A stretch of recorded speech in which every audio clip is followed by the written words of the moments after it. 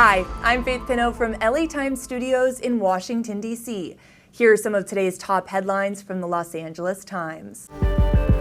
Smartmatic, the major election technology company behind California's 2020 elections, is being accused of funneling taxpayer money into a slush fund to bribe government officials. According to LA Times reporters, prosecutors say Smartmatic executives overbilled LA County.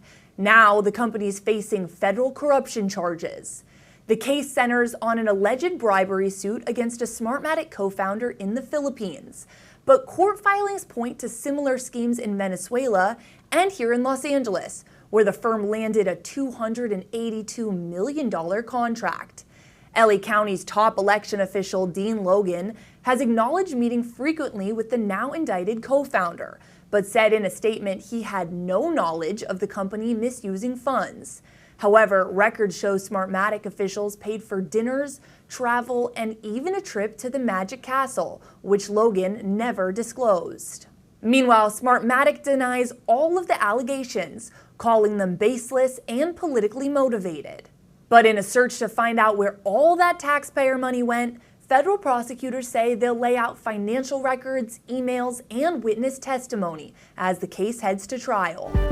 A federal judge in New York has denied the government's push to unseal grand jury testimony in the Jeffrey Epstein sex trafficking case. Judge Richard Berman ruled Wednesday that the sealed testimony, quote, pales in comparison to the vast files already in the Justice Department's possession. The decision matches rulings from two other federal judges, effectively shutting down the DOJ's bid to release the material. Public interest in the Epstein case surged last month after the Justice Department announced it would withhold additional files from the investigation. The move triggered outrage from Trump supporters, conspiracy theorists, and online sleuths, who claimed it's all part of a cover-up. Berman bluntly called the government's request for grand jury transcripts a diversion, a move to distract from their refusal to disclose other, far more relevant Epstein records. Ghislaine Maxwell, Epstein's former girlfriend, is currently serving a 20-year sentence and remains at the center of the case. Her testimony is still being sought by House Republicans as she pursues an appeal to the Supreme Court.